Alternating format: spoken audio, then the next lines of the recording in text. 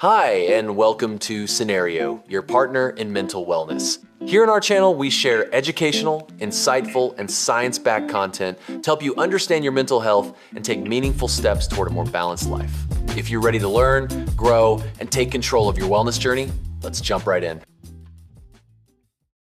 All right, let's get right into it. Today, we're looking at a really powerful combination for anyone trying to keep up with, well, modern life. We're talking about pairing two incredible adaptogens, Rhodiola Rosea and Ashwagandha. Does this question right here just hit a little too close to home? You know the feeling, needing to be switched on, focused, and productive all day, but then when it's time to shut down, your brain just won't get the memo? That's exactly the push and pull this stack is designed to address. So, to really get what's going on, we have to start here. Both of these are part of a cool class of plants called adaptogens. The name says it all, really. Think of them as your body's personal trainers for stress. They don't just eliminate it, they help your body adapt to it, making you more resilient over time. Okay, let's meet player number one in this duo, Rhodiola Rosea. I love this nickname for it, the daytime sprinter. Why? Because its effects are quick, noticeable, and all about helping you perform right when you need that burst of energy and focus. And when I say quick, I mean it. We're not talking about waiting weeks for something to happen. People often feel rhodiola working pretty fast. It cuts through that mental fog, sharpens your concentration, and can even give you a little mood lift. It's really for those high-demand moments. So, what's the magic behind the curtain? Well, it comes down to these active compounds, rosevins and saladroside. These are the molecules doing the heavy lifting, the things that are actually responsible for fueling your brain's performance under stress. And look, this isn't just guesswork. This number, 400 milligrams, is significant. It's the dosage that was used in a 12-week study where people saw real, measurable drops in burnout and fatigue. So we've got some solid science pointing us in the right direction. Now let's shift gears completely and meet our second player, Ashwagandha. If Rhodiola is the sprinter, then Ashwagandha is, without a doubt, the nighttime marathoner.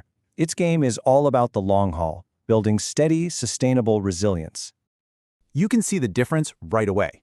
We're not looking for an immediate kick here. Instead, ashwagandha is working behind the scenes, day after day, to help lower your body's main stress hormone, cortisol. The result? Better sleep, a calmer mood, and a stronger foundation against stress. And the powerhouse compounds for ashwagandha? They're called withanolides. These are what give it that incredible stabilizing effect. They're basically teaching your body's stress response system to, chill out a bit instead of flying off the handle at every little thing. This quote just nails it. Ashwagandha is all about accumulation. Its real power isn't in a one-time boost, but in that slow, steady buildup of calm. That's what makes it so amazing for dealing with the kind of chronic, grinding stress so many of us face. So, you've got the sprinter and the marathoner, the fast-acting energizer and the long-term calming agent. So, why on earth would you put them on the same team? Well, this is where things get really interesting. It's all about synergy. This little comparison lays it all out. It's not about one being better than the other. It's that they do two completely different but complementary jobs. Rhodiola gives you that on-demand support for your day, while ashwagandha is working 24/7 to build your resilience from the ground up. Okay, let's nerd out for a second on this table because this is the really cool part. They work on totally different systems in your body. Rhodiola hits your central nervous system for that quick thinking alertness. Meanwhile, ashwagandha goes deeper to your HPA axis. That's your core stress response command center to lower cortisol. It's like one is revving the engine and the other is upgrading the brakes. Okay, so you get the why. That's the fun part. But now let's get down to brass tacks and talk about the how. Here is your practical playbook for actually using this stack. The most important rule is to start low and go slow. Seriously, begin with a modest dose of each, just to see how your body responds. Then, if you feel you need more, you can inch it up gradually. And remember, you've got to give it time, especially for the ashwagandha. Plan on at least a month, maybe 2, to really see what it can do for you. So what might this actually look like in a real day? Well, here's a pretty standard routine. You take your rhodiola in the morning to get that clean energy and focus. You could take some ashwagandha then, too, to start building that calm foundation. And then, another dose of ashwagandha in the evening can be great for helping with sleep and recovery. And a few pro tips to get the best results. First, make sure you're buying a quality product with standardized extracts. You want to see Rosavens for rhodiola and with analides for ashwagandha on the label. Second, you might want to cycle it. Take it for a couple of months, then take a week or two off. And finally, maybe the most important tip, keep a simple journal. Track your energy, sleep, and mood. It's the only way to know for sure what's really changing. All right, before we go any further, we have to talk about something that's non-negotiable, and that is safety. So let's cover the rules of the road. Now, these herbs are generally really well tolerated, but you should know what to look for. Rhodiola can sometimes make people feel a bit jittery, especially if they take it too late in the day. And ashwagandha, in higher doses, can sometimes cause a little stomach upset. It's another great reason to start with a low dose. And this is the golden rule. It is the most important thing I'll say. This is not medical advice. I'm not a doctor.